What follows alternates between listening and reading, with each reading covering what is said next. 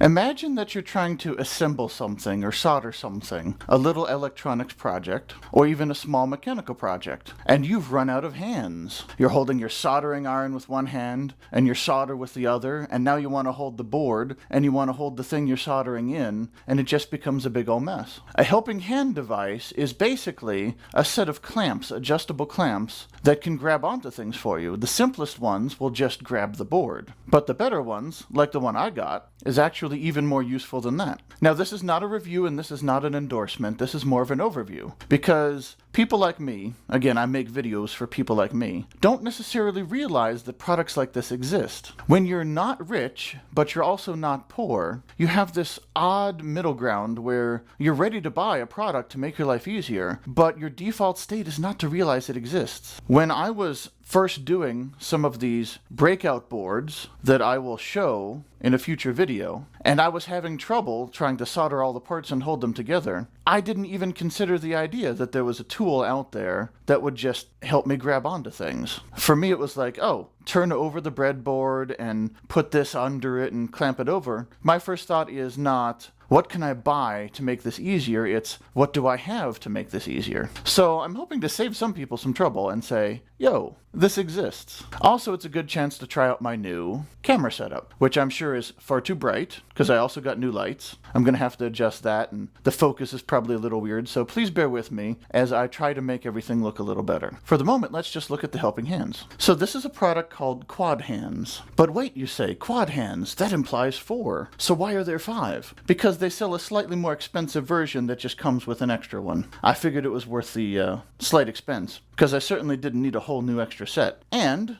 I was right. This is pretty handy. So it comes with 5 of them. I don't know which 4 the regular versions comes with, but the deluxe version, or whatever it's called, comes with 5. 2 long, 2 short, and 1 medium. They are held on magnetically by very strong magnets, which is very good because now you can wiggle it all you want and it's not going to slide. You can slide it, but you have to apply force directly to the base. If you apply it any higher, it's not going anywhere. So that's good design part 1. Also, the base is frickin' heavy. This is solid metal. This is straight up solid metal. Or it could even be stone, it's so heavy. And it's got nice rubber feet, or whatever this material is. It's probably rubber. These little feet. So it won't slide. It's more likely to tip over my table. See, even applying force down there. So these are the features to look for. I'm not reviewing this product. I'm saying, now that I have this product, these are the things you want to look for. The little hands don't move. You don't want it to slide. Also, I tested, this is non-conductive. We can check with my multimeter. So that is conductive. I'm shorting it out, but this is not. Even if I come real close, I have to physically touch them together. If I separate them even slightly, there's nothing.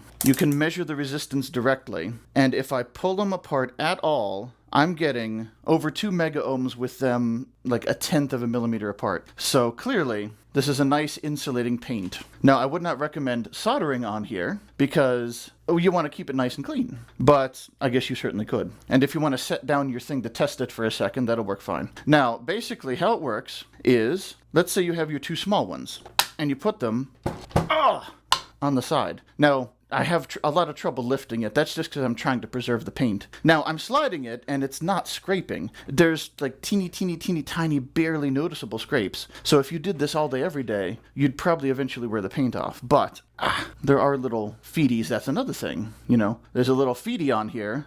So if you slide it, it's not doing much damage. So anyway, so let's say you want to solder something. So you just put it in here, these 2.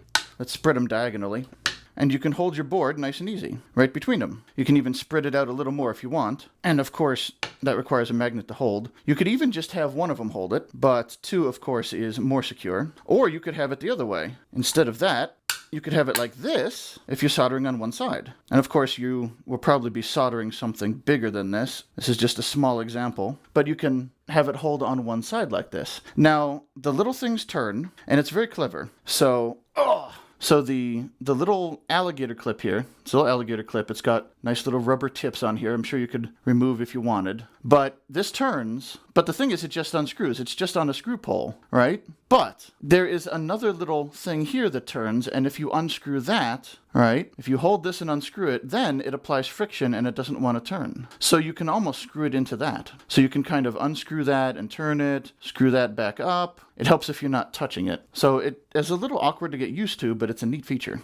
So anyway, you can hold your board. So like you have the thing where you want it, so you can loosen that up and it'll hold it there. So now let's say you have a component. So you can use the nice tall one here, bend it down and hold the component. Let's say I want to solder this screw on for some reason. So you can just use this arm, fully on the magnet would help, put it wherever you want, adjust this over if it's not working, put this down a bit, you know, kind of bend that, or even if you say, oh, that's too awkward, let's use the middle one. Then you can use the middle one, put it on where you want, and now you've got both hands free and you just go solder, solder. So this is how a helping hands works. And that's basically it. I haven't had much chance to use it yet because I just got it, but I fiddled around with it and it's really nice. And of course, these will stick to any metal surface, so if this is too limiting, you can just put these on your metal work table or whatever. Like I said, just a little thing I wanted to show you because I got this cool thing and I wanted to say, hey, here's a cool thing. But also I wanted to test out my new camera setup. Please bear with me. It's going to take a little bit to get it looking good. It should already look somewhat better because it's a better camera and more light. Even if it's now washed out, it should be less wiggly. But while I review this video and go over some camera settings, I'll be seeing you.